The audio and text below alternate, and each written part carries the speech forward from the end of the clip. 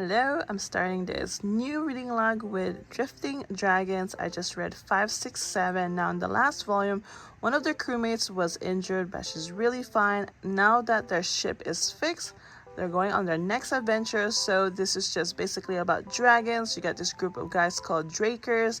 They kill dragons to make as a living. They use the dragon's meat and oil to make profits. At the same time, they face a lot of struggles during their adventure because, the ship is very old, and so sometimes the profits got to be used to fix the ship, and so the crew sometimes get very sad because they don't get their wage full.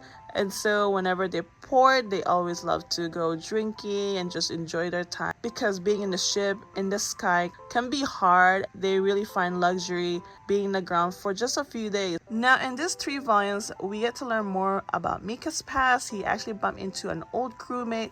Now, that part was a little bit sad and yet exciting. I thought something bad was going to happen, but no, it was really, really good. Anywho, throughout the story, we also get to learn more about the other crewmates, which I really like about because it doesn't just focus on one character or two and so on. And so I like the fact that everyone over here is so nice. They just work really hard. They don't want to leave anyone behind. They always help one another. And so it's like a big family when it comes to this cruise. I think their main biggest struggle is keeping the ship moving because the ship is very old. If they don't make more profits, they have to use the cruise wages to kind of cut it in half, and sometimes they don't really like that because whenever they port, they just want to have fun and use whatever they have.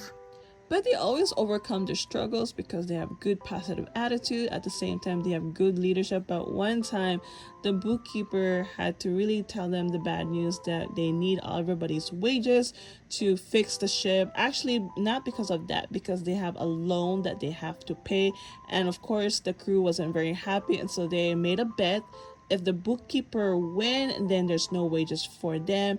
And if the crew win, they keep their wages. But honestly, at the very end, the bookkeeper won, and I think it's a good thing because they really need to pay off that loan. If not, then they can't keep doing this job. So after paying off the loan, that's just one hurdle they don't have to worry about.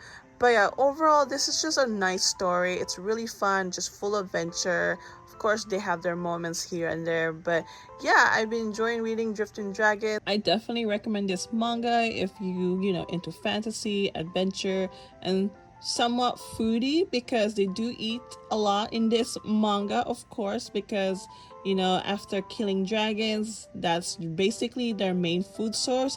And so yeah, I do want to start watching the anime. That's going to be on Netflix, and so yeah, I can't wait to read more of Drifting Dragons. I believe it's still ongoing and it already has over 15 volumes. So I just finished reading this isekai manga. It's called A Reincarnated Witch Spells Doom.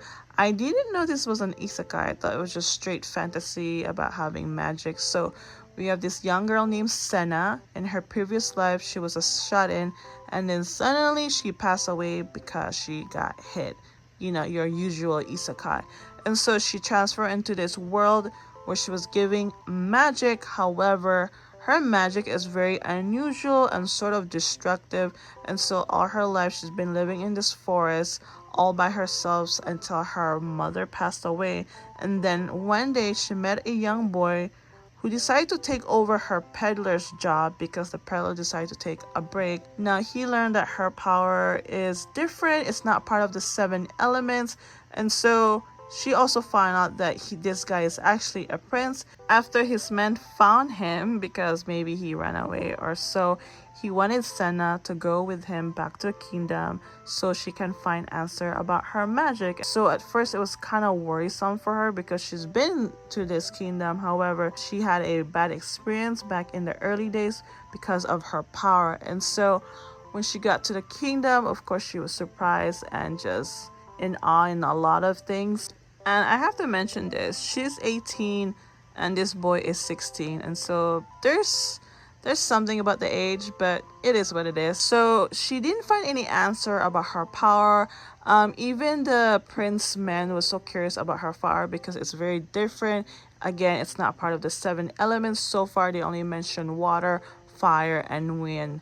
And then one day, suddenly, a freaking dragon decided to attack the kingdom because they were looking for Senna. There was two dragons, but one dragon transformed into a human and was explaining that, oh, we found you, we need you. And so they kidnapped Senna, and this person was saying like, oh, I've been looking for you.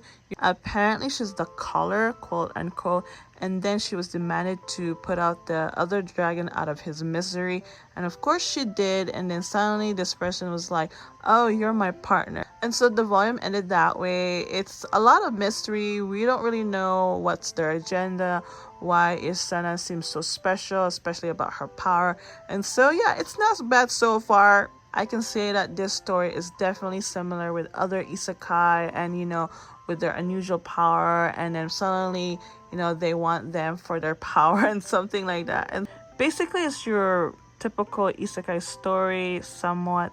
The storyline is just very similar with other mangas, and so I'm still gonna continue reading, see where the story goes. And so here's some insight from the first volume.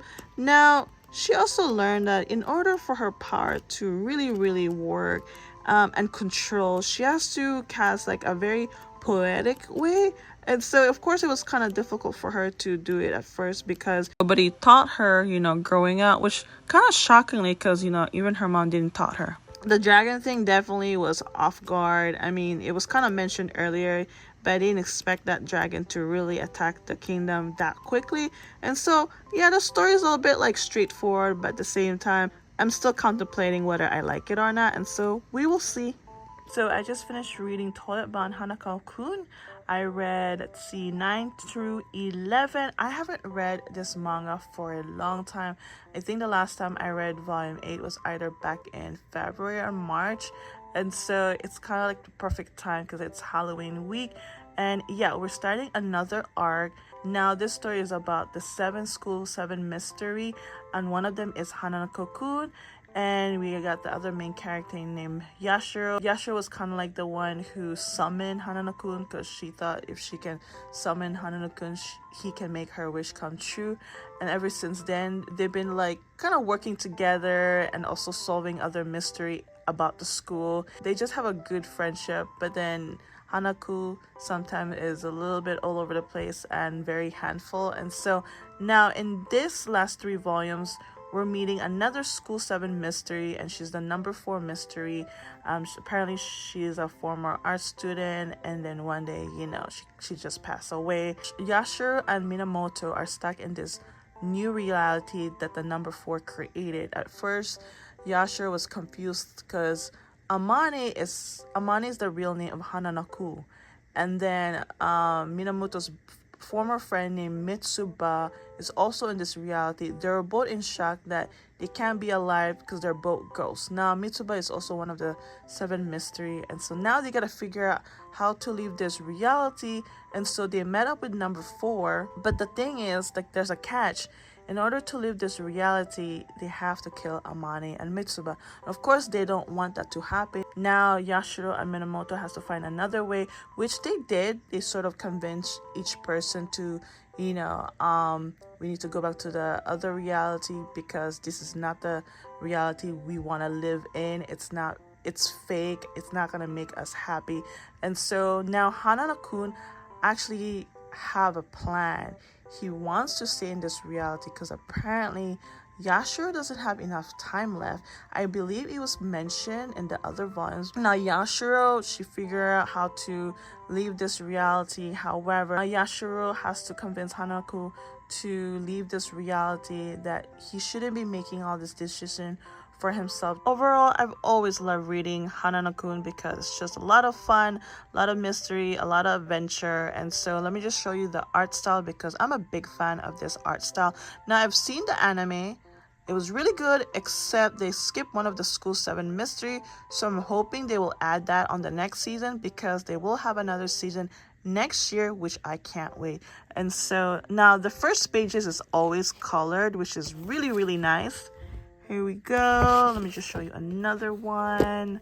Really, really nice. I'm a big fan. And so when you get a chance, read Hanana-kun. It's really a fun to read. Very entertaining. A lot of laugh. And yeah. Alright, I just finished reading The Summer Hikaru Died. This is volume 3. Nice yellow cover. Now, so the story is slowly unfolding. There's just a lot of mystery. This is like a supernatural horror. It's not, there was a part of this manga that was sort of creepy.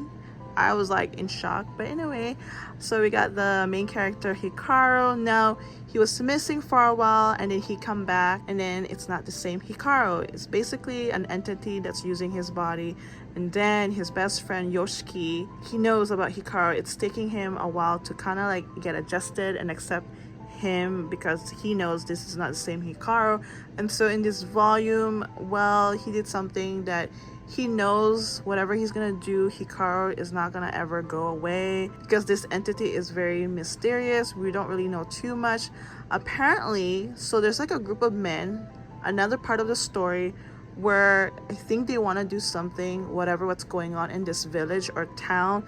And so there's a little bit of backstory that they're saying maybe a certain company wanted to develop something in the mountain. Maybe they did disturb something, and now a lot of weird phenomenal things happening around the town and no one really know what's going on. And so I think they're trying to fix it, whatever they did. And so yeah, there's a lot of like mysterious thing about this manga. It's slowly unfolding, but at the same time it's really good. I don't mind. It's a bit in the slow side, but you know what, I'm enjoying it. It's sort of creepy. Like, again, there's a creepy part. I think I might want to show it to you guys because it is Halloween week, right? Now before I show that certain pic, we have this girl. She's a classmate of Hikaru and Yoshiki. She has this ability to hear things around the surroundings, and I believe, was it her mom or her grandmother, she also see things and might hear things. Apparently it runs in the family, and she does know that Hikaru is somebody else. It's not the same Hikaru. And so one day she confronted him, that saying like, who are you? So now she knows the truth. And yeah, so let me just show you the creepy part, because you know, so just be aware, maybe it's not very creepy for you guys. And so, oh my god, that's the wrong page. Sorry about that. That was very anticlimactic, but yeah, this was the creepy part. So at first you're looking at this, and then boom, what the heck is that? Anyway, really good manga. Looking forward to read volume 4. Alright, I just finished reading volume 1, 2, 3 of The Haunted Bookstore. So we have this main character named Kari. She is human, however she's been living in the spirit world. When she was young, she doesn't know how she got there. And so her and her adopted father runs a bookstore. Time to time she delivers books to the spirits, and at the same time she goes to the human realm to have a part-time job because her father's, I guess, business is not doing well, and so she had no choice but to go back and forth. And then one day another human entered in this spirit realm trying to find his inogami that's been passed down in his family. He's also an exorcist, and so Kari has been helping him. However, it took a while until one day he finally reunited with his onogami, but something went wrong, I guess, before that. But now, you know, they're kind of like getting along. Anyway, it's just a big fantasy about the spirits. They're almost like yokai, but all different other type of spirits. Now, Sume is the other human. At first, he was not comfortable because he is an exorcist, but down the line, he actually stopped being exorcist because he realized he wants to do something else. And so, yeah, it's not bad of a story. At first, I was confused with cars going back and forth, but I think I finally get it. Now, it says The Haunted Bookstore. I don't know why it's called The Haunted Bookstore. It doesn't feel like it's haunted. And then Gateway to a Parallel Universe, I guess they're talking about the spirit realm and the human realm, but then there's also other realm, that other spirits that lives. And so it's cool that all the spirits in this realm are very nice, you know, they're very welcoming. I think it's because Kari made a big impact towards them, and that is why they seem very kind to Sumi as well. Overall, I had fun time reading this. So actually, there's only one more volume of this manga. I guess it's a short series. There's also a light novel. I believe the light novel probably has more context because it has a total of 6 volumes, and this one has only a total of 4 volumes when it comes to manga. And so yeah, it'll be interesting how this story ends, because the story was very straightforward. It did focus at a point where Kari was very sad because there was a certain spirit that would pass away and then reborn after 10 years. And since she's human, she has a lot of emotion, but the spirits doesn't really understand. And so having Sumi around was very comforting for her. And yeah, and we'll see if these two will either end up together or something else. Again, it's not bad of a story. I kind of find it very basic, but it was still like fun to read at the same time. And so here's some insight from the first volume, but here's the first page. Is colored, so that's Kari and Sumi. Sumi has I'm not sure if that's the cat or the Inogami, but it looks like the Inogami. And then these are called Glimmeries, I think. Yeah, anyway, really nice illustration. Again, it was really fast to read, like it was very quick, and I'm kind of shocked that there's only 4 volumes, but hey, I guess, you know, that's better than having the story kind of get sidetracked and it doesn't really focus too much about the story, if that makes sense. Anyway, yeah, looking forward for the last volume. Here we go. So far I read about a witch, and then a bunch of spirits manga. What else did I read? Oh yeah, dragons, of course. And now I'm reading about vampires. This one's called Seraph of the End, Vampire Reign, volume 3 and 4. Holy cow, really good manga. A lot of action. Of course, there's also a lot of mystery. And so Yuichiro finally got his power and was assigned to a squad. And of course, you know, he's very reckless. So there was like some bickering here and there with the head of the squad, or yeah, she's the head of the squad. Anyway, they got their first mission. Their first mission is basically to go to Shinjuku, but at the same time go to Harajuku and fight off some vampires, because they found out that some vampires are kidnapping a bunch of humans. Finding out that there's actually a wall in Shibuya and also at Shinjuku, and these people are outside the wall and they're really not happy because they can't go inside the wall since they have to control the population, which really sucks and kind of sad at the same time. And so Yuichiro and his teammates did what they can, fight off some vampires and save as much people as they can, and kind of led them to Shinjuku, even though they might not get accepted because again, they're trying to control the population inside the wall. Once they reached to Shinjuku, there was a big fight. Apparently the vampires attacked the Shinjuku headquarters. It was a big mess, but luckily they came at the right time and, you know, fight off as much as they can. And then Lieutenant Gurin, who's actually in charge of Yuichiro and his teammates, was also there to fight off the noble vampires. They're like more powerful than the regular vampires. And well, he's not doing well with his fight as well as his comrades, because the nobles vampires are just so powerful. And so Yuichiro was able to help out with that fight, but there was a big reunion. Yuichiro, I think I've been saying his name wrong. Yuichiro. Anyway, Yuichiro sees his old friend named Mika. So Mika and him grew up at the vampire city underground, and then one day they planned to escape. However, only Yuichiro made it out and the rest didn't make it.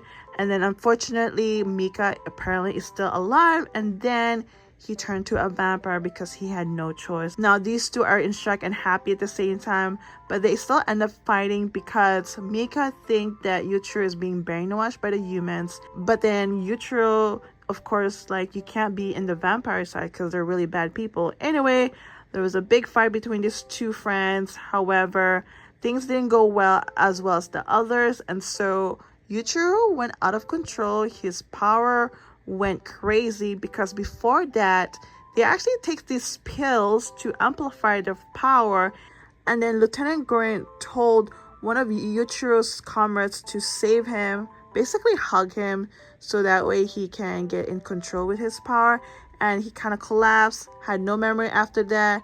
And then suddenly more demon army came to rescue Shinjuku, and so the vampires had to retreat back. But Mika didn't want to leave because he wanted to save Yuichiro, but of course he can't disobey the orders. And so yeah, oh my god, really good story so far. At that moment, I had to stop because I didn't want to like leave with a cliffhanger. I always try not to, because if not, I would have to keep reading. And so I'm so looking forward to read more of Seraph of the End, and hopefully one day I need to watch the anime as well. And so yeah, really recommend this manga. It's a big fantasy all about vampires versus humans. There's a lot of action, and then at the end of volume 4, one of the noble knights apparently has something in his sleeve, and there's also a mysterious character apparently, and so can't wait for that. So I'm ending this reading log, especially for the Halloween week. This one's called A Terrified Teacher, Girls' School, Volume 9. I haven't read this manga for a while as well, and I was planning to read volume 10, but I'm kind of running out of time. I haven't read actually the last 3 days. It's actually Saturday when I'm filming this. The last 3 days I've been just busy with work, and so I'm glad I only read volume 9 because it didn't leave like a cliffhanger. So in this volume there's a new teacher. It happens to be actually Sano-kun's big brother. I think he just wants to spy on his brother because he moved from the god of school to a yokai school. And so at first I thought they were twin, but he calls Sano-kun his little brother. But anyway, of course, you know, our famous teacher Abe Sensei, you know, he's very eccentric and kind of reckless and very handful. It's basically about a human teacher teaching at a ghoul school. However, he does have a special power, and actually his power is very dangerous to the yokai because it's a excess power. And so now his student is also handful, very wild and just all over the place. But in this volume, Abe Sensei was kind of sad because his students aren't really doing well when it comes to grades. And so when the assistant came to kind of like hover or look over about the students, he felt bad because his students are not the greatest. And so there was a moment where he just felt like he was useless or the student doesn't like him, but he was just overthinking. And right now they're planning their next cultural festival. During that time, they did like a preliminary like test about their cultural festival team. However, Abe Sensei was not happy to find out that his student doesn't like the fact that he has a fetish. So his fetish is sailor uniform, and so he's been going around to find out who disliked his fetish. But as it turned out, you know, it was kind of foolish, to be honest. Then the next day they met up at a train station to gather supplies heading to the mall. However, the train that they took felt strange and weird, and they found out that it was possessed by an evil yokai. And so that was kind of quite fun and entertaining. And then yeah, it didn't really end it like a cliffhanger. They figure out what happened to the train. And so I believe the next volume is going to be all about the cultural festival. Overall, it's one of my favorite manga that I actually started reading at the beginning of this year. Suddenly I just stopped reading because I got sidetracked with other mangas. It was perfect time to read this manga because Halloween was on Thursday. Yes, and there is an anime that recently just came out. I definitely recommend it if you can. It's all about just yokai, a teacher and a student. It's very eccentric, very entertaining, a lot of laugh, and yeah, I've been enjoying it. I definitely need to continue because I've been slacking with certain mangas. Like I need to get back on it and focus and finishing them before even starting a new manga, but then that's always the case. And so I'm looking forward to read the rest of the volumes. Alright, I'm gonna end this reading log. I don't have Drifting Dragons because I had to return it at the library, and so that's always the sad part, you know, returning them. But anywho, this week was really fun, all about, you know, spirits, yokai, a witch, and plus dragons, of course. And I'm so proud that I was able to read more mangas from my collection, as well as continuing some manga that I sort of, you know, left in the back burner. And so I hope you guys enjoyed this reading log. Not very spooky. I did my best because I don't really read too much spooky manga because that's not really my thing. But I try to, you know, be open and read as much of other genres. And so I hope you guys enjoyed this reading log. Thank you for watching. I'll see you guys next time.